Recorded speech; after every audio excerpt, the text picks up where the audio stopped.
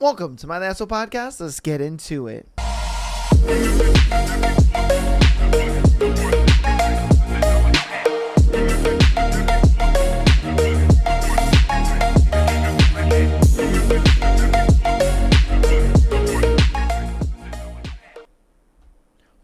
Welcome to my Asshole Podcast. Let's get into today's episode. Today's Thursday. We got another juicy episode for you. We got our book for today. Super excited about that. I know that you guys are too, but you know what we have. Before we get into today's book, is our thread. And our thread today is, what's the most unhinged thing you've done after a breakup? All right, so let's see what unhinged things you guys have done after a breakup. So, what unhinged thing did you do after a breakup? Got drunk at a wedding in her town a few months later and woke up the next morning back in her bed. Yo, hold up. How did that happen, fam? Okay. So I guess it was one of those things where it's like y'all broke up. Man's got drunk. He got all like lovey sappy, I don't know, and she was just like, this is what I've been looking for. Okay, damn. All right, what is the most unhinged thing that you've done after a breakup? Went to Bakersfield, California for a vacation. I just wanted to go somewhere. There was no chance of me running into anyone I know and just chill for a few days. Yeah, but bro, there's nothing in Bakersfield. There's absolutely nothing out there. Why didn't you go to like San Francisco or go to Vegas? You know what I mean? Like there's so many better places you could have gone to in shorter time. And this man was just like, yeah, I'm just going to go to the most boringest fucking place in the world. Look up Bakersfield. Trust me. Look it up. There ain't shit to do there. There's nothing there. There's nothing there. I'm like, why? Why would you go where there's nothing there? But maybe that's what he wanted. I don't know. All right. What is the most unhinged thing that you've done during a breakup? Not something I did per se, but something my body did to me. I was sick for like 6 months. A year after my high school boyfriend dumped me, my body reacted really physically, not to the stress, physically to the stress. I would throw up every meal, not because I wanted to or because I was forcing myself to. I just couldn't hold anything down.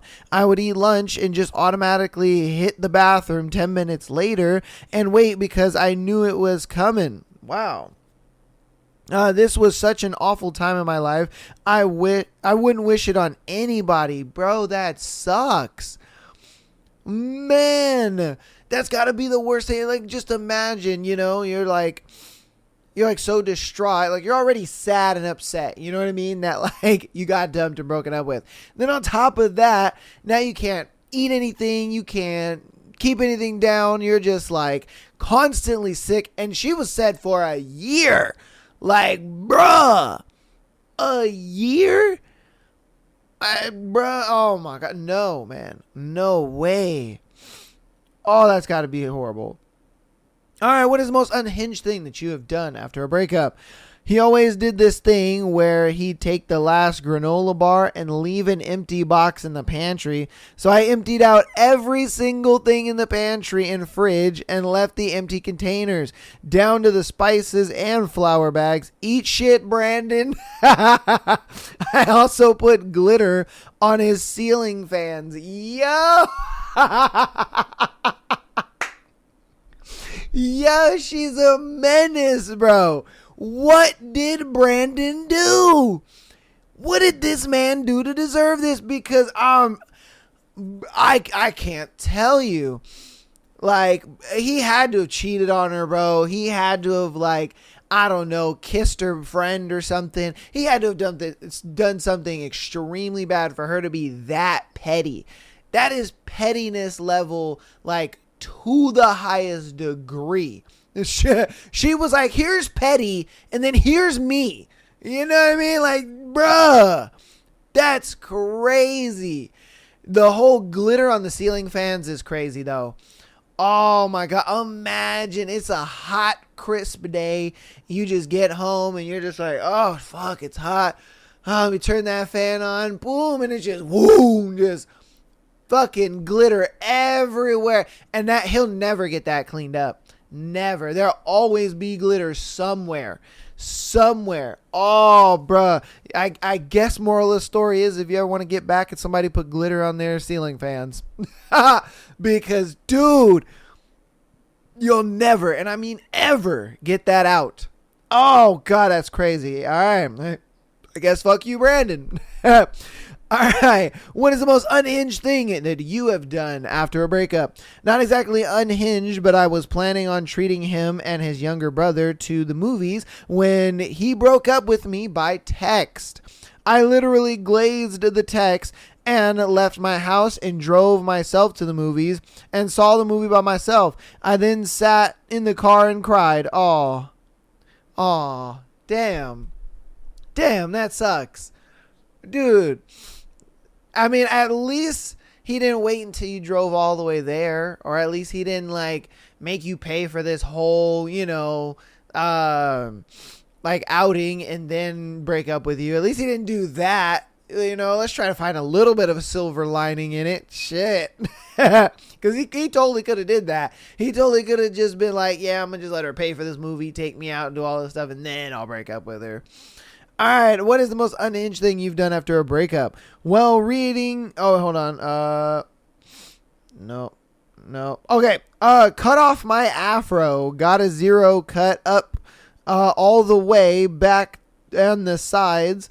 And left a little on the top, rocked that for a few years until my barber, whose salon looked after my mom and sister, referred it to as the clit cut. Okay. Mom had told me, or had told him she thought I looked like a clitoris. That's crazy work. Grew the curls back out after that, bro. That's fucked up. I get it, getting a haircut, changing your hairstyle and all that stuff, after a breakup or whatnot. But damn, man, for your barber to do you that dirty is crazy work. He was just like, I got you, bro. Got you. We're going to change you up. The look, all that good stuff. He was like, you're going to look great. It's going to look fantastic. Then he got too far into it and was like, oh, shit. You know what I think really happened? Is I think he fucked up his cut. That's what I think really happened. I think he fucked up his haircut and was just like, we'll just cut it all off. Fuck it. You know what I mean? I think he fucked it up. Damn. But, shit. All right. What is the most unhinged thing that you have done after a breakup? I didn't key his car or anything, but I did aggressively heal. I blocked him everywhere, went to the gym like it was my job, got bangs, started therapy, and became so mentally and physically stable that if he saw me now, he'd probably think I was doing it out of spite. Hey, honestly, I be telling girls that all the time. I'm like, yo, the best way for a guy or a girl to get back at their ex, bro, is to just come out that bitch looking banging. You know what I mean? Like, I tell girls that all the time, like, yo, go to the gym, lose a little that tummy fat, get that ass fat, and I swear to Bob, you're going to realize how quick you don't really give a fuck about that dude anymore.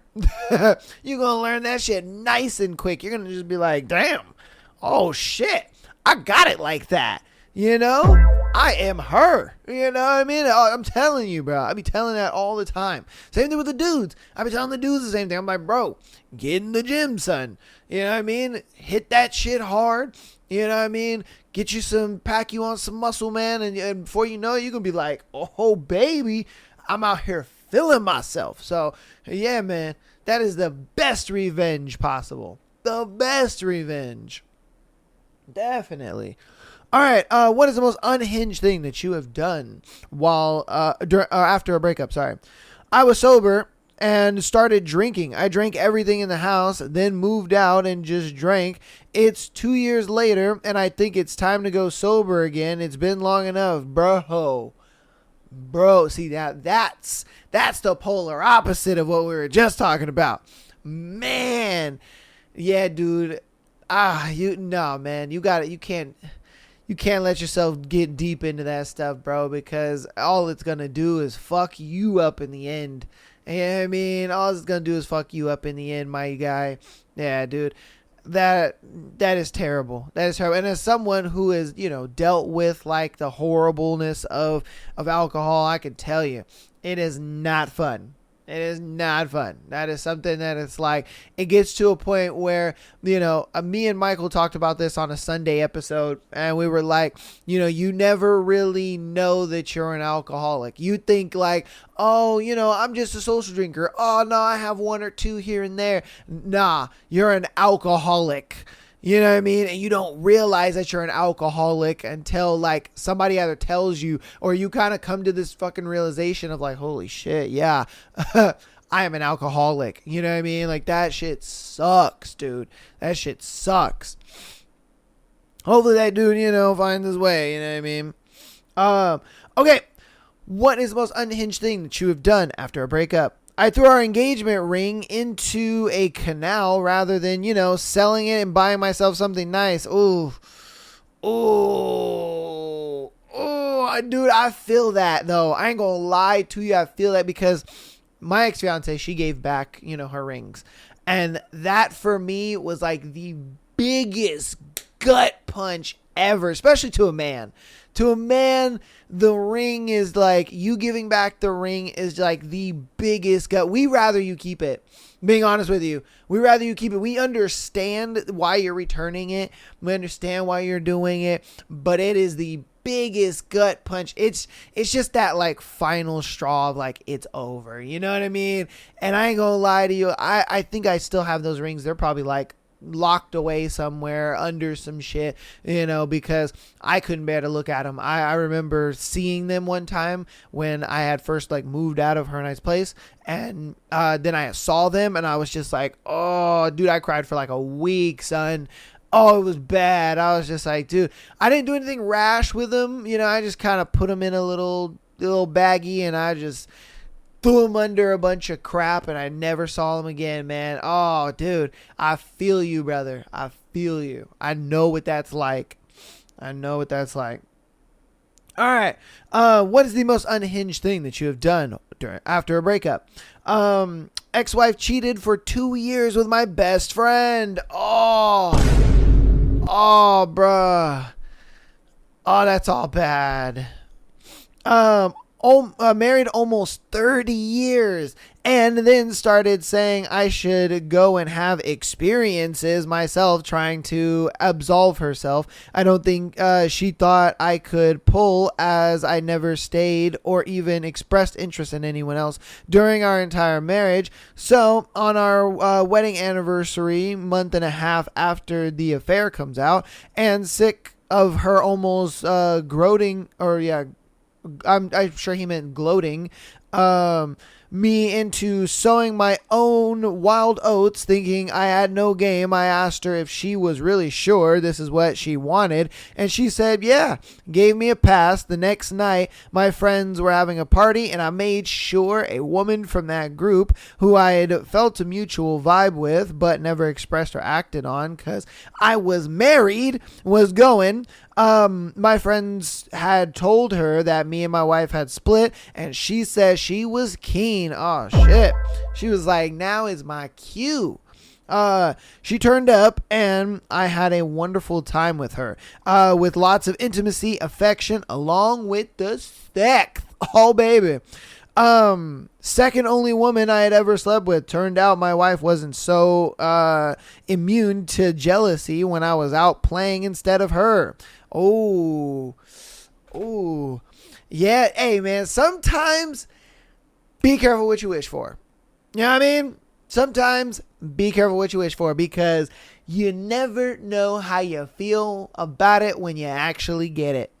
You know what I mean? A lot of people think that they can handle certain situations. A lot of people think that they understand, the ramifications of what is about to happen, or what they agree to, or what they're okay with, until it actually happens. And then they're like, oh shit. I don't think I can handle this. No, I don't want to do this. You know what I mean? Oh, dude.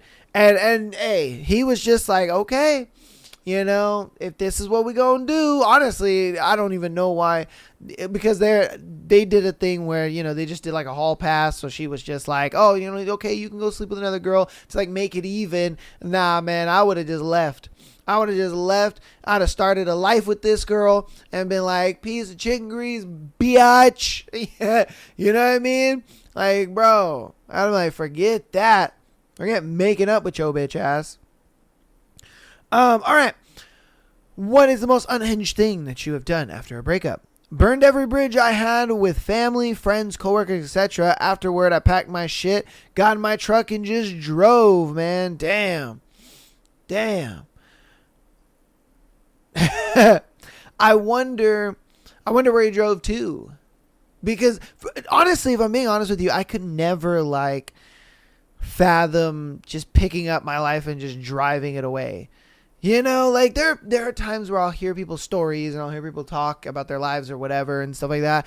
And, you know, they'll talk about how they just like picked up their life and just ski on daddled.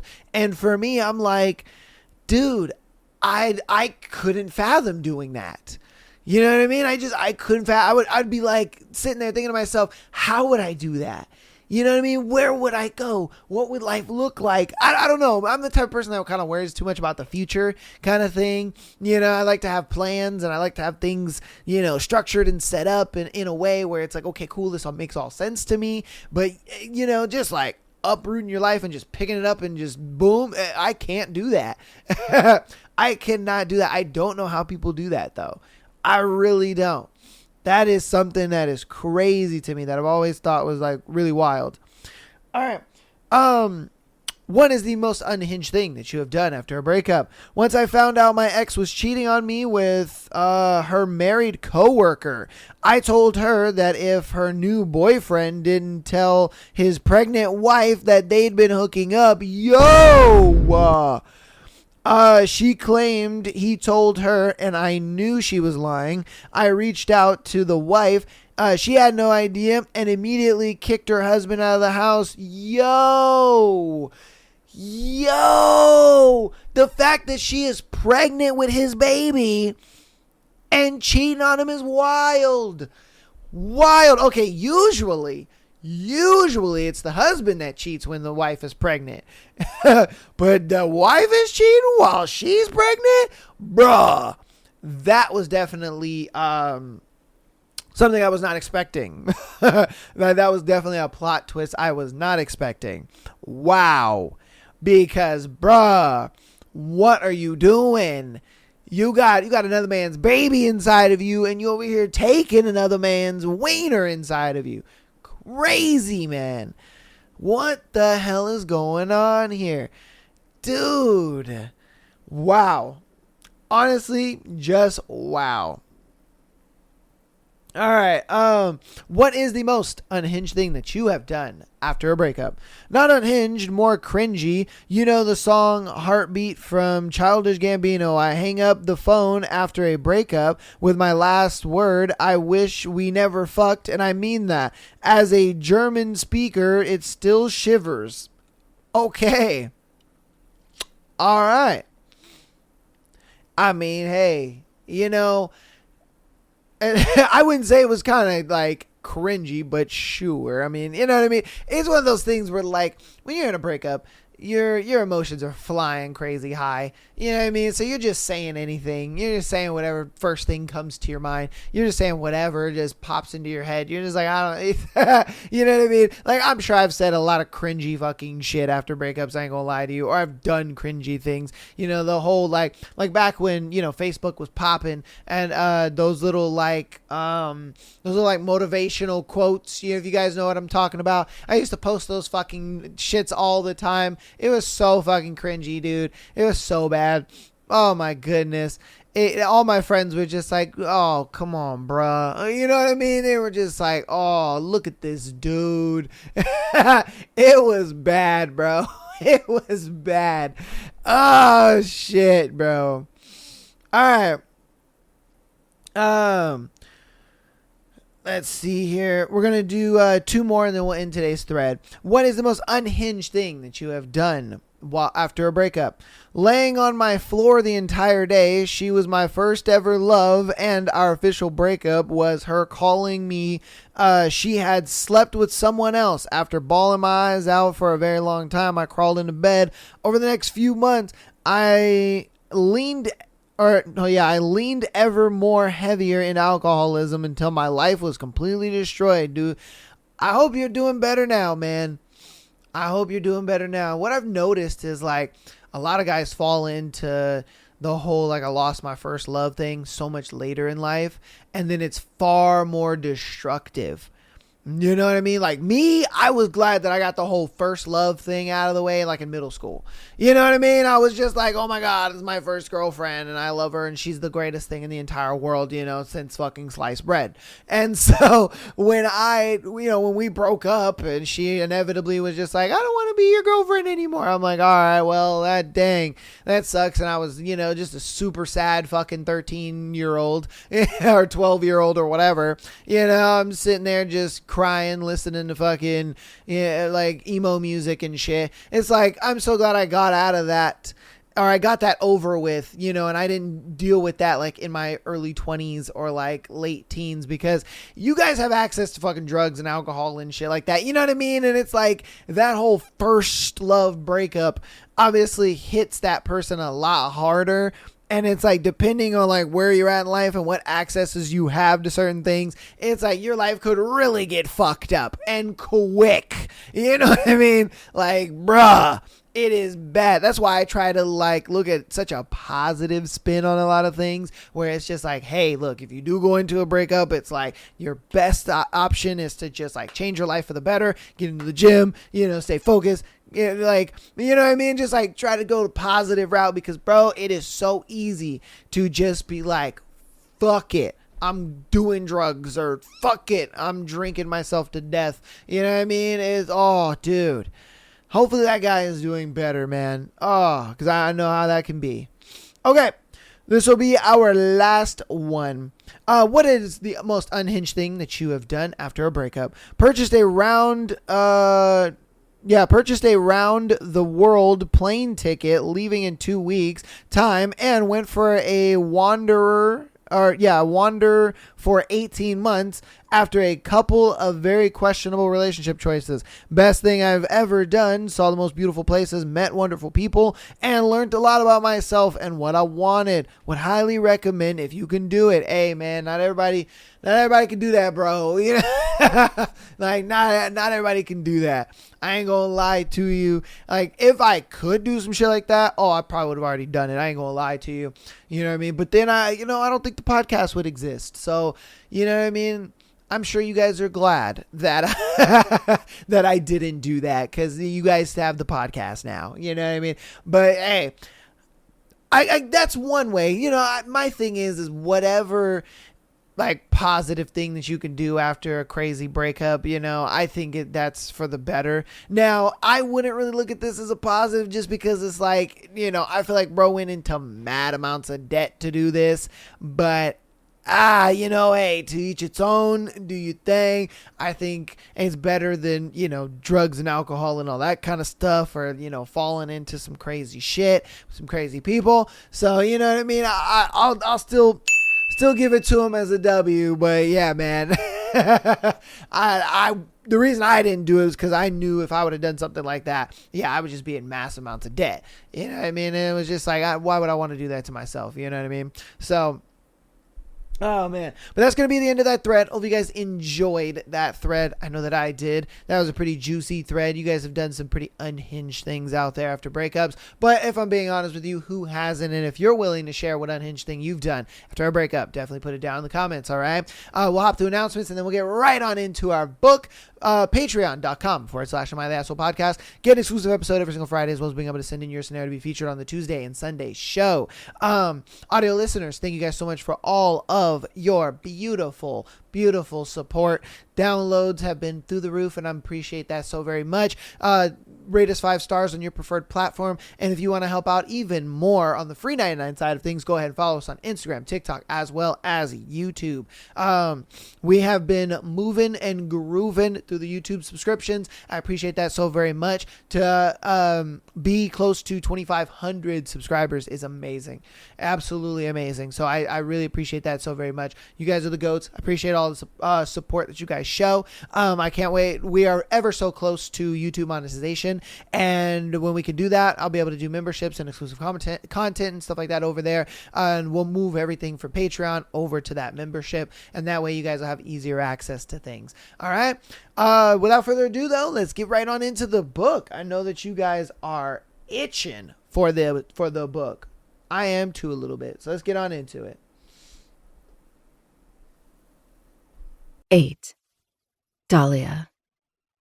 After what I went through, I should have buried my face under the covers and hid there the rest of the night. And I tried that. Thankfully, when I got back at 1 a.m, Megan wasn't home yet. It's not unusual for her to spend the night with her friends or just stay out partying. I had a shower in which I scrubbed my skin until it turned red, then slipped under the duvet on my stomach because my ass burns with every move. Whenever I close my eyes, images of my parents' accident and the rough, merciless sex invade my head. Shame and disgust prickle my skin with renewed intensity, so I jump back into the shower. Under the scalding hot water, I rub my skin with enough force that new bruises join the existing sex bruises. How the hell did I come by being used like that? By that demon? Am I sick? Part of me wants to hate it to its core, consider it assault even if I agreed to it. That part, probably some form of defense mechanism, whispers that I wasn't given a choice, that I only did it because I couldn't say no. But I could have. Cain gave me every chance to say that God-forsaken red, but I refused. My head hurts long after I leave the shower, wrapped in a towel. I lie on my stomach on the bed and grab my phone that was returned to me on my way out of that damned building. Instagram is open, specifically my last DM exchange with Cain, when I expected him to meet me by the entrance. And even though I didn't think he'd help me, I also didn't think he'd use me in that sense. Though it's useless to feel wronged or attempt to feel victimized, not when I was offered a way out countless times, but still went with it anyway. I click on his profile and narrow my eyes at the caption. Vipers, Center, and Captain. More like a two-faced devil. I studied Cain's Instagram page like an essay during my stalking stage, but now I look at it through a different lens. It's hockey-themed and full of shots from games and practice, as well as pictures with teammates, the coach, some professors, and fans. There are others at fundraising events with the university's top brass and the Vipers' donors, the big names in town. His family, the Callahans, the Armstrongs, and the Osborns.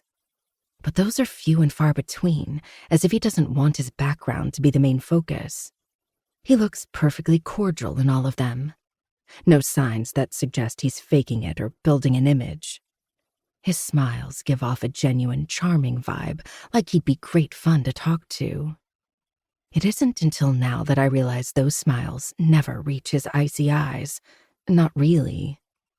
They look beautiful because of the color, but that doesn't mean they smile with the rest of his face.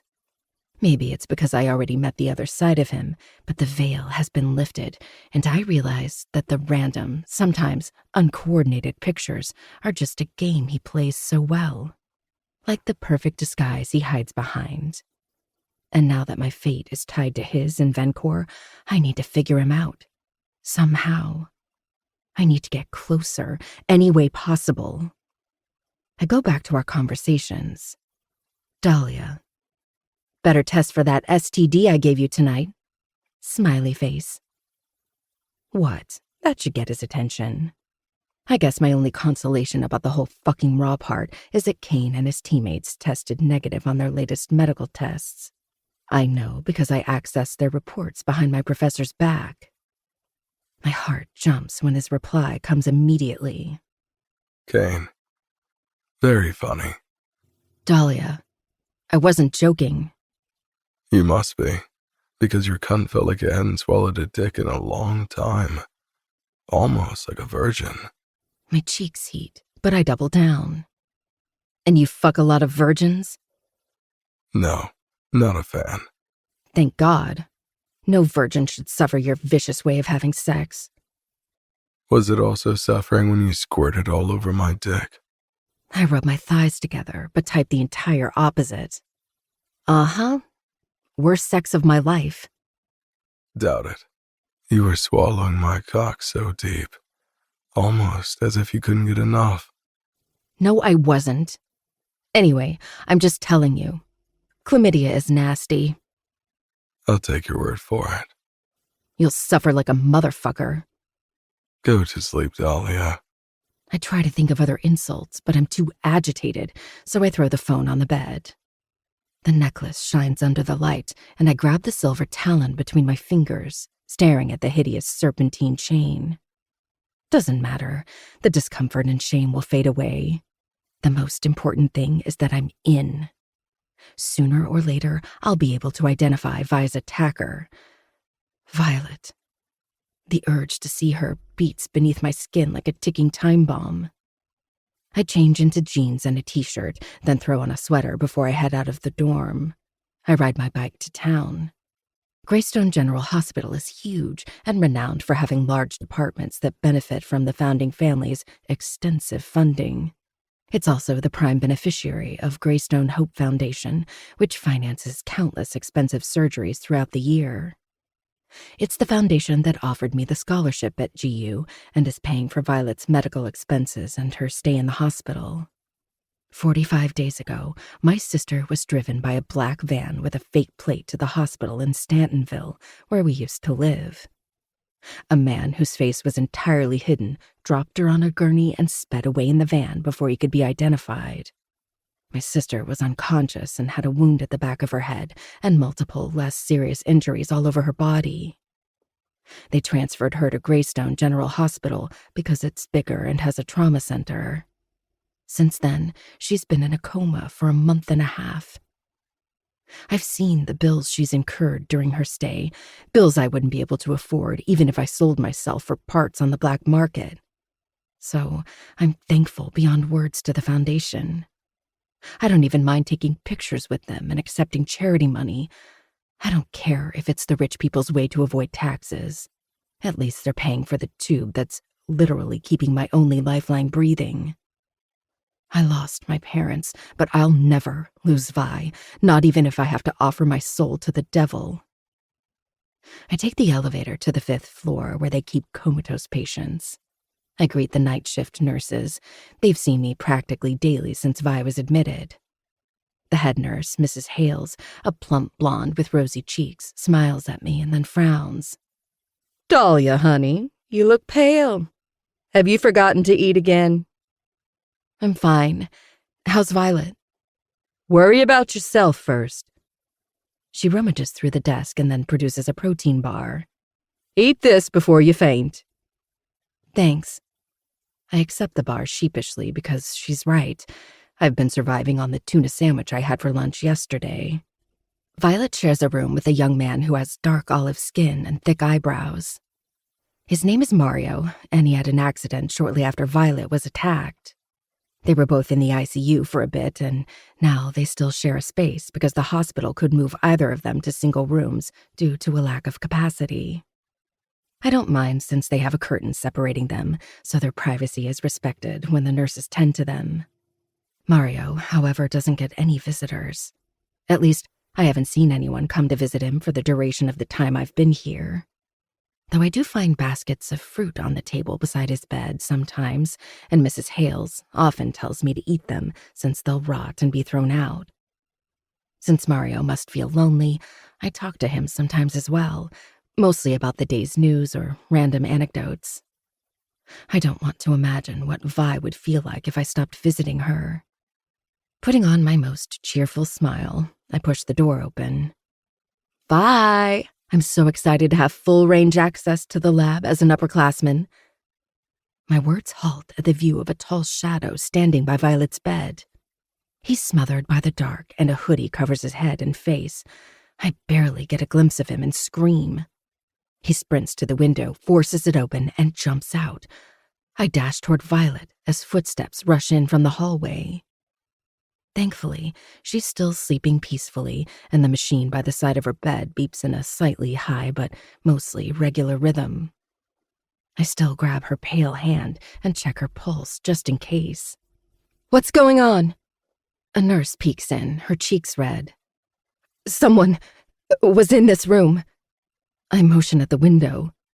"They jumped out the window." "Impossible. They'd die from this height." "It's true." The nurse looks at me as if I'm out of my mind, then goes over and looks outside. "There's nothing." "I know what I saw. Please check the security footage." Her frown deepens as she slams the window shut and walks out. My heart thumps loudly, even as I feel my sister's steady beat beneath my fingers. I throw a glance at Mario and release a breath when I find he's also peacefully sleeping. Just to be sure, I leave Vi's side and peer out the window. All I see are cars speeding down the road below. But I couldn't have been mistaken. Someone was here, and if I hadn't come in time, who knows what they would have done to Vi. My blood turns cold. Wait. It couldn't have been whoever hurt her coming to finish what he started, right? I rush back to my sister's side. She'd look like an angel while sleeping if it weren't for her sickly white skin that's paler than the sheets. Her hair, which used to be a shiny strawberry blonde, is now dull and lifeless as it frames her petite face. Violet has always been a beauty whom everyone stopped and stared at, flirted with, tried to take advantage of. Her now closed eyes are actually a deep denim blue.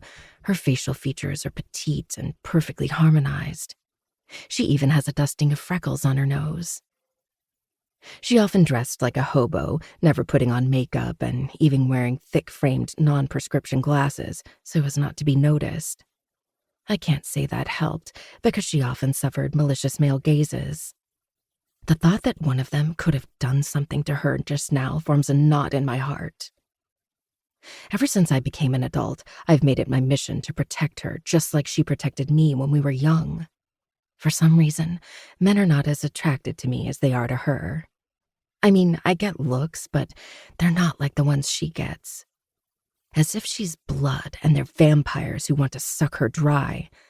As soon as they see me, and usually some of my pepper spray, tasers, or the landlord's guns that I clean as a side gig, they fuck off. But I couldn't protect her this time. This time, one of them got to her first. I hug her, my head pressing against her chest as tears blur my eyes. "You said you'd never leave me alone, Vi. You promised." The words constrict my throat, and I tremble all over, like the day she ushered me out of bed and helped me put my shoes on. She was also shaking as we hid by the corner. She was 13. I was 12. "Do you trust me?" Violet once asked me in the darkness of the room where we shared a bunk bed. I nodded. Living in the system since I was 6, I learned not to trust anyone. But Violet is different. Some kids hate it when they have a foster sibling. They despise having less food to go around and sleeping in bunk beds. They can get malicious and even violent. Not Violet.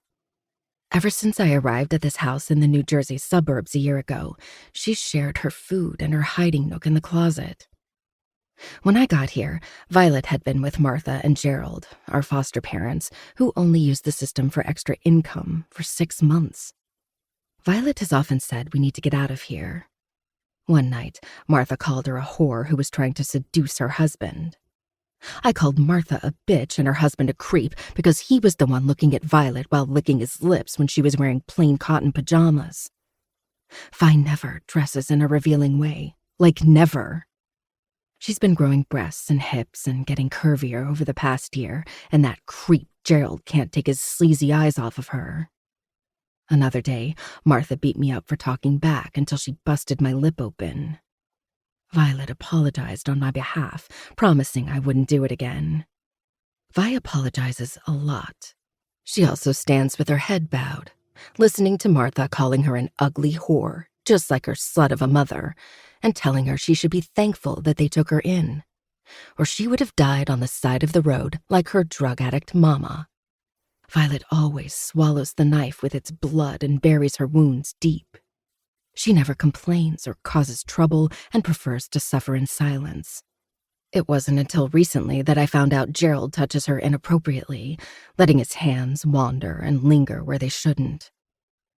To avoid conflict, she chooses to remain silent instead of speaking up, but she always speaks up when it comes to me.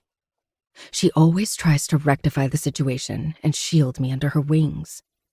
She always says I need to be careful with my spicy mouth, but I'm nowhere near as patient as she is and get easily wound up. I'd rather be beaten up and spend nights without any food and thrown in the attic than let Martha and Gerald get away with their shit. Which is why Martha beat me the hell up earlier tonight. I clawed at her face, and when Gerald pretended to break up the fight, I kicked him in the nuts. He punched me so hard, I lost consciousness. When I came to, I found myself locked in the attic. It's a dark, airless box, and the only light is the white street lamp's shadow slipping through a narrow, dust-coated window high on the wall. The wooden beams above are splintered and warped, cobwebs clinging to them like silent witnesses to the hours I've spent here. The stale smell of mildew and trapped heat sticks to my skin as I pull my knees to my chest and rest my head on them. I stare at the light dusting of snow falling and landing on the windowsill. Right. It's going to be Christmas soon. I hate the holiday season. Ever since my parents died and I became an orphan, it feels like a needle stabbing an old wound, undoing the stitches and making me remember what I lost. The floorboards creak under a hesitant step. I perk up as a key jiggles in the lock, and then the door opens. Violet. She always steals the keys when they're asleep and brings me a sandwich. Usually, she'll hug me and tell me to stop rebelling so I won't get hurt again. This time is different. She's dressed in leggings and a coat with a duffel bag slung over her shoulder. But that's not what makes me jump up and run to her. It's the black bruise around her left eye. Big, ugly, and so swollen she can barely open it. Vi, what happened? That looks bad. She strokes my face. You have a blue bruise too. I'm gonna kill them. She smiles, and it's the whitest, most genuine smile I've ever seen on her face. Want to get out of here, doll? Just you and me? It's been some time since we both wanted to get the hell out. Tonight is as good as any. I nod, inspecting her face. The bruise looks worse up close, and there's a small cut on her lower lip. Who did this? It was that asshole Gerald, wasn't it? Forget it. I'm fine. She caresses my cheek, and I wince at the sting of pain. Your face looks worse, by the way. We both burst out laughing, and we have to cover each other's mouths so as not to be discovered. As we sneak out of that horrible place where yet another couple is using the foster care system to act like God to helpless children, we're still laughing, hysterically.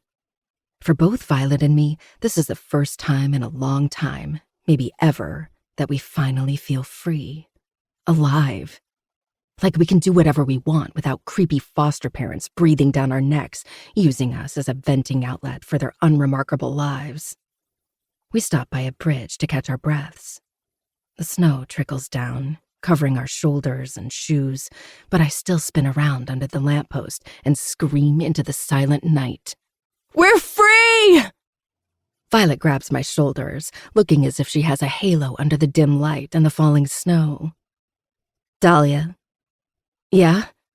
From now on, we're each other's only family. You'll never leave me alone? She hugs me and whispers the word that gives me new hope. Never.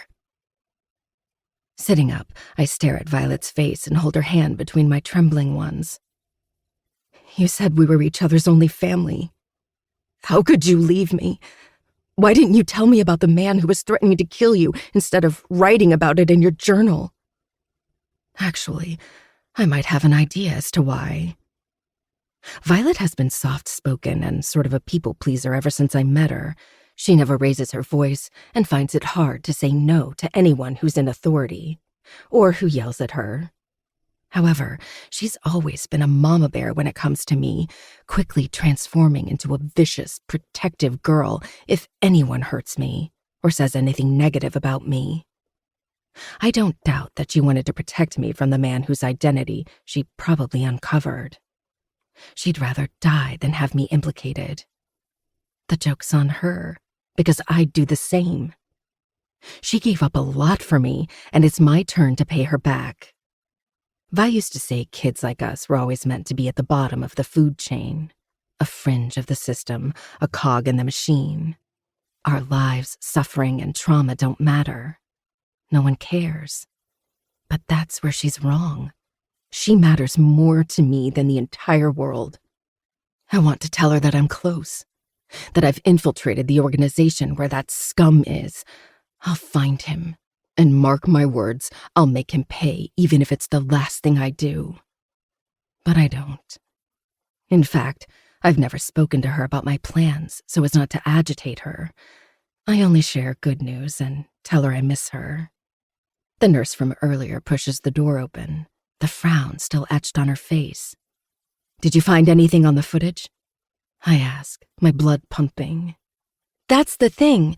The cameras in the hallway and elevator have somehow been disabled.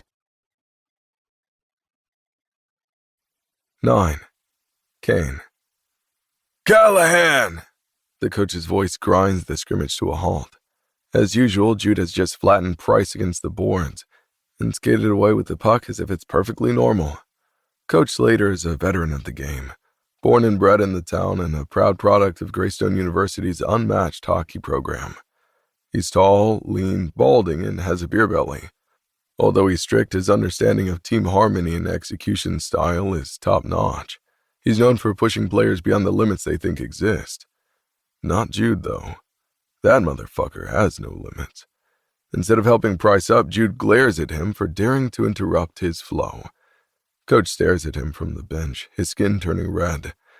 I told you not to touch my fucking players, Callahan. Save the destructive energy for the other teams. Jude lifts his shoulder in pure disdain. I thought this was a scrimmage and we were supposed to play as if it's a real game. Did you miss the part about minimizing the risk of injury? Minimizing is not eliminating. Off the ice. Number 71, 5-minute major for boarding. Come on, that was hardly a 2-minute penalty. Jude argues with a murderous face. Off my rink now. Jude makes a face as he skates to the penalty box. Great. Now I have to make do with 10 players. Sometimes Jude is just the most unreliable human I've ever come across. When his brain functions, he performs miracles. When he allows his impulses to take over, he's no different than an untamable wild horse. I stare at him as he sits down resembling a trapped animal. He's been strange lately. And by strange, I mean he's a hassle to maintain.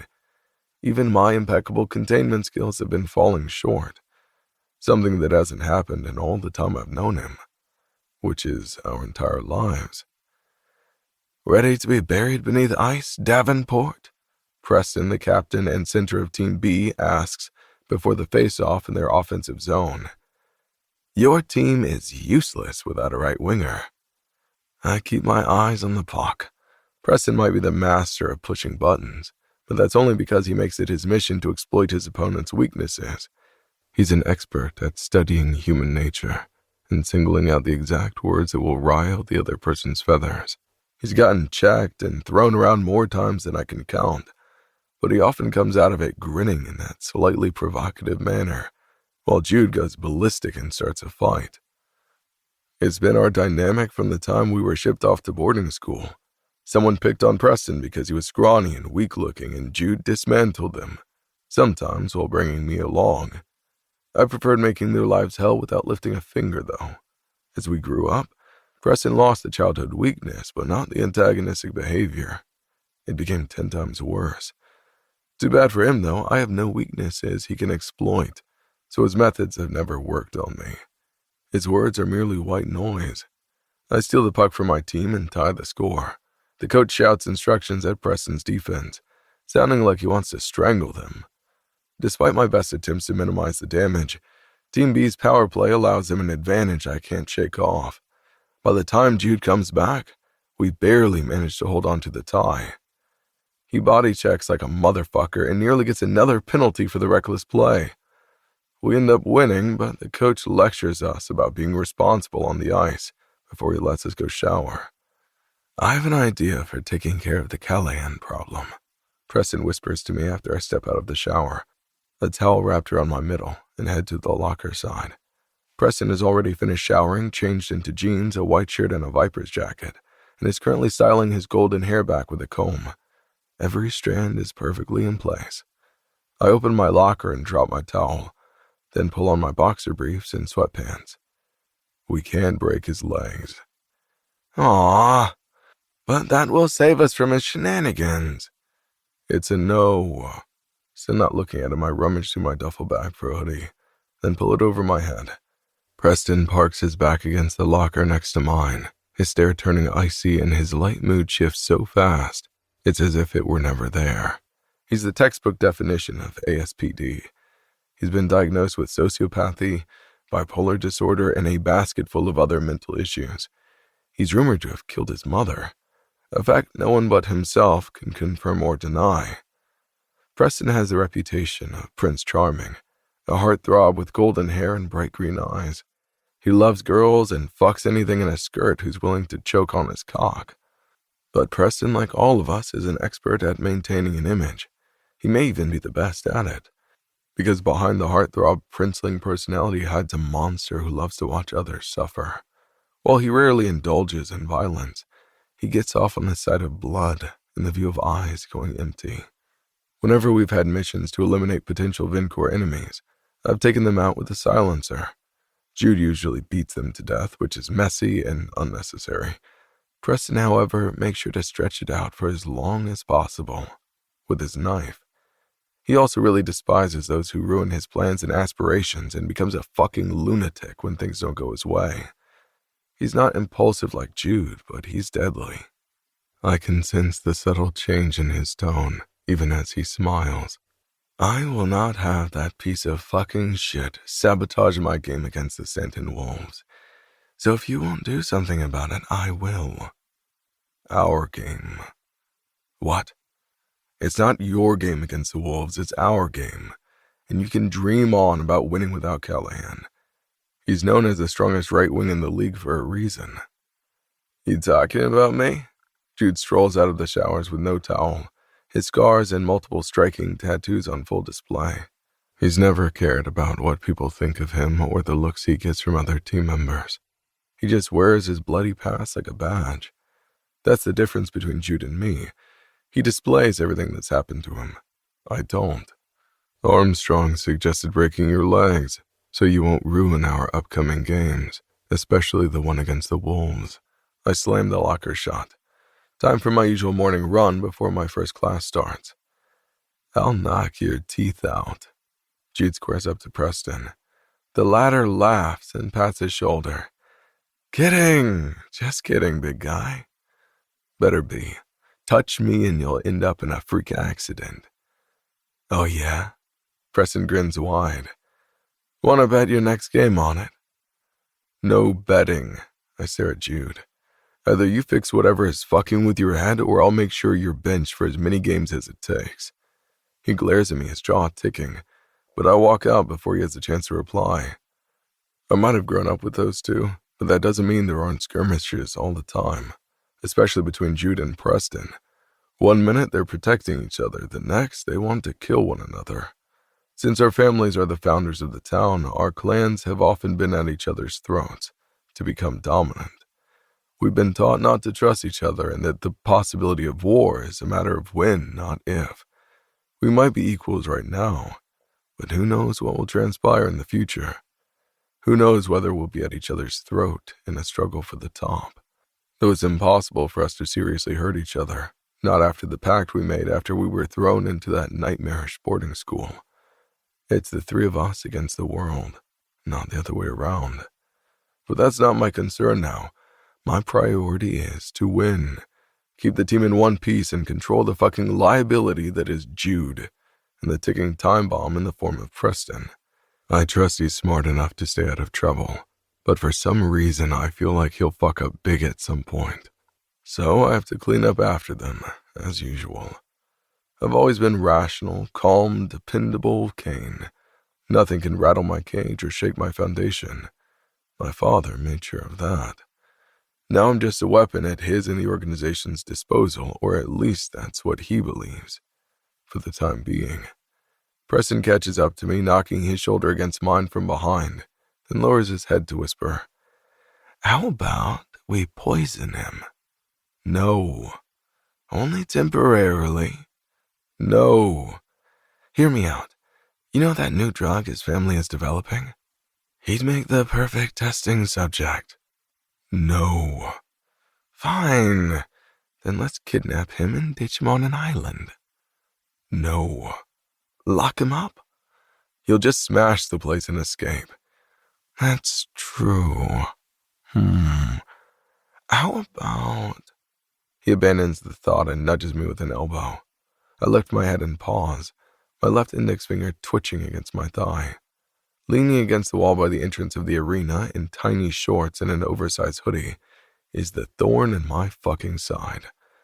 The rock in my goddamn shoe. Well, hello again. Preston slides to her side, his charming grin on display. Dallas, was it? Dahlia.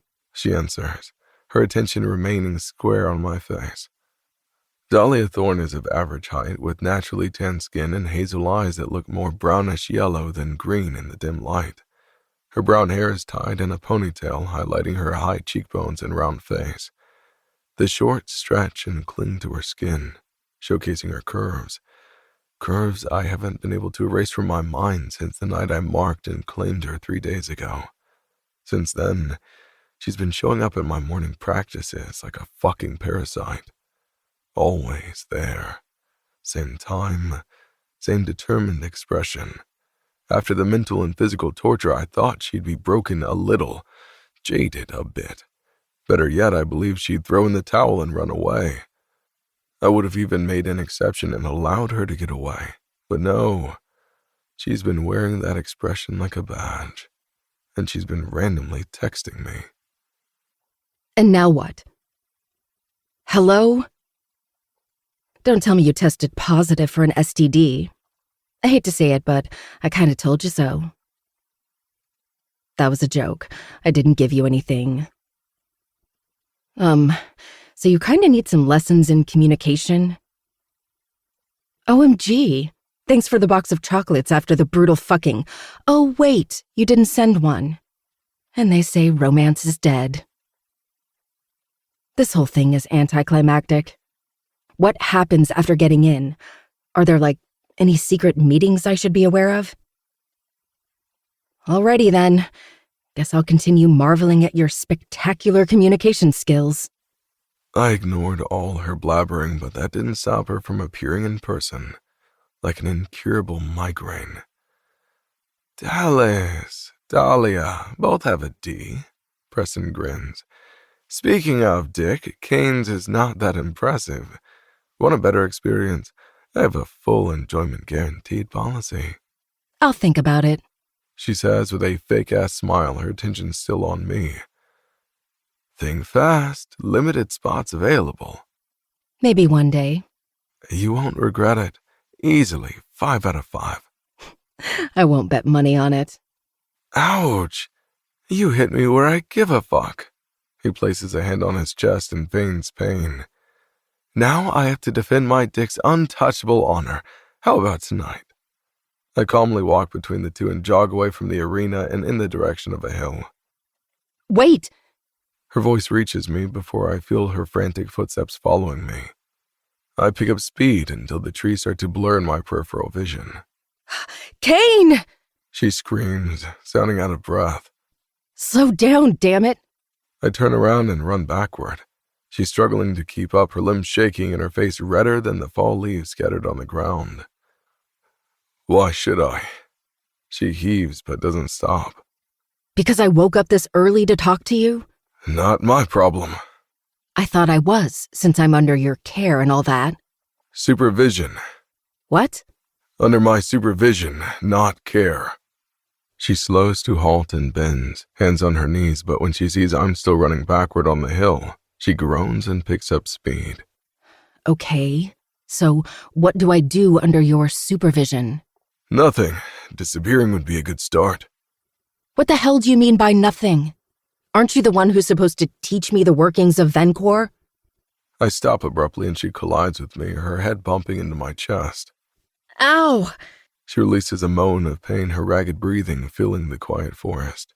Her soft curves mold to my hard muscles, and I get a flashback of her cunt stretching to accommodate me, tightening and milking my cock. No, I don't think with my dick, ever. I don't even use my dick to settle scores the way Preston does or to relieve aggression like Jude. It's only a weapon used to exert power, nothing more. And yet I say, if you're dying for another taste of my cock, all you have to do is drop to your knees. She jerks back, putting distance between us, but not before her spicy jasmine perfume fills my nostrils, like a damn fucking poison. I've been pricked by countless venomous snakes as part of my training, but none of them left a strong aftertaste like her scent. She crosses her arms, the hoodie stretching against her breast. No thanks. I'd rather not go through the ordeal of fucking you ever again. My index finger twitches, but I let my lips pull into a smile. Do you often squirt when overcoming ordeals, Dahlia? Her lips push forward and a fire erupts in her eyes, darkening like a reckoning. It's impressive that her feelings are written all over her face, but that's normal, I suppose. I was faking it. You know, to pass the test. You can fake an orgasm, yes, but you can't fake a squirt, or the way your cunt swallowed my cock, strangling and milking me. Admit it. You were disappointed I didn't fill up your hole with my cum, weren't you? The longer I speak, the redder her cheeks turn, and the more I want to push her, see her reaction, see how far I can edge her to the brink. And this isn't like me. At all. I couldn't give two fucks about people's emotions. If anything, I use them through those illogical, untrained, and destructive feelings. You... She points a finger at me. Yes. You're a freaking machine. Is that supposed to be an insult? A delicate frown appears between her brows. Are you really a robot? Should we do a CAPTCHA verification? A CAPTCHA what? Oh my God, you are. Her voice. It's feminine but not soft. And she doesn't speak in the cooing, fake-as-fuck tone some of the girls use, so I'll fuck them. She's in your face. Or mine, to be more accurate. Everything just spills out of her as if it's a goddamn fountain. And I'm starting to despise how freely she can act. The first thing I notice about her is becoming a vexation. Go back to school and stop following me. It's giving desperate. I turn around, about to resume my run, but of course, the fucking nuisance who's been shredding my piece jumps in front of me. Wait! Change your mind. I'll let you suck my dick after the next game if I'm in the mood. No thanks. She swallows, fighting against a blush or rage, I can't tell. I just want to know what's expected of me. What's the point of being a Vencor member if I'm kept in the dark? You'll be contacted if something is needed of you, not the other way around. She pauses, and I can see the wheels in her brain working in overdrive. I like how she thinks before she talks. The time between thinking and speaking could be elongated, but it's a good trait. It's also how I knew she was plotting to infiltrate Vencor. I'm not entirely sure why, but that's why I put on the whole fucking show to ever initiate it. Best way to watch a potential hazard? Keep it under your thumb. Squash it if it wiggles around. No, I didn't need to fuck her, but it's still a power bargaining chip, and she didn't use her safe word, so it's game on. Everything is a game. She tucks a few flyaways behind her ear, and I follow the motion. How her lean fingers outstretch. Her nails aren't painted and are cut short, but they somehow look elegantly neat. Then she speaks again, trying and failing to sound detached. How about meetings and stuff? Stuff. You know, whatever happens in said meetings. Whatever happened in said meetings is not for trial members, unless you get invited by a senior. Invite me then. I step close to her, erasing the distance between us. My chest expands with her scent again, and I resist the urge to pluck the goddamn wildflower in her and crush it to pieces. There was a time when I liked beautiful things. Now I want them all ruined, trampled upon, reduced to dust. Dahlia glances up, her plump lips parting, the bottom one slightly fuller than the upper one. As I look down at her, a choppy breath spills out of her slightly parted mouth, and I notice a mole on the corner of her lip, tiny and barely there. And now I'm staring at her lip. I rip my gaze to her eyes, slightly wide, expectant even. What will I get in return? What do you want? Her low whisper sends an electric shot down my dick. Jesus fucking Christ. Despite my better judgment, I grab her chin with my thumb and forefinger, tilting her head back so that I'm invading those eyes. Preston has always said mine are unsettling, and I can tell she feels it as I stare her down for several long beats. If I say your body and soul, would you offer them? Her lips part again, the perfect opening if I want to thrust my cock down her throat, then decorate her face with my cum. Again. Do I have a choice? Her murmur is haunting, somewhat lifeless, and I hate the gradual disappearance of her fire, how she slowly withdraws into her shell. You always have a choice, Dahlia. The word is red. It offers you a way out of everything except for Vincor. That one, once you're in, you only leave in a casket, or if I deem you unworthy. If... She swallows thickly, her eyes searching mine despite the subtle fear lurking beneath the light yellow. If I offer myself, will you protect me? No. She flinches, her body turning stiff, and I should probably release her. I don't do that, though. Even as her heat mingles with mine, sending the wrong signals to my cock. Why not?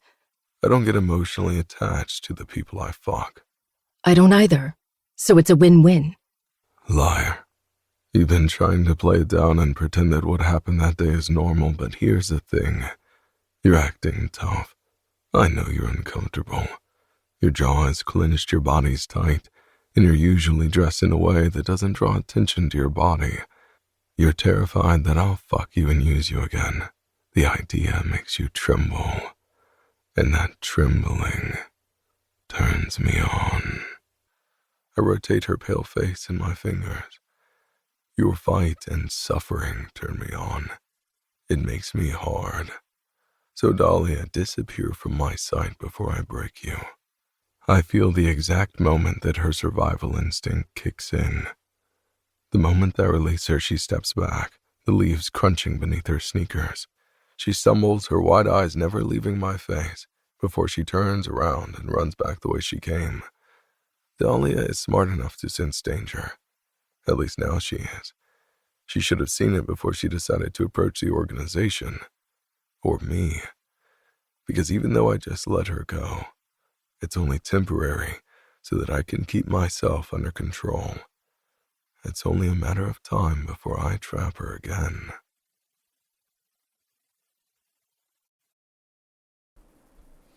All right. And that has been today's episode. Thank you guys so much for watching. All that good stuff. I love you guys so much. I will see you on Sunday for another episode with me and Michael. That's going to be a good episode. I'll see you guys there. I love you all and peace.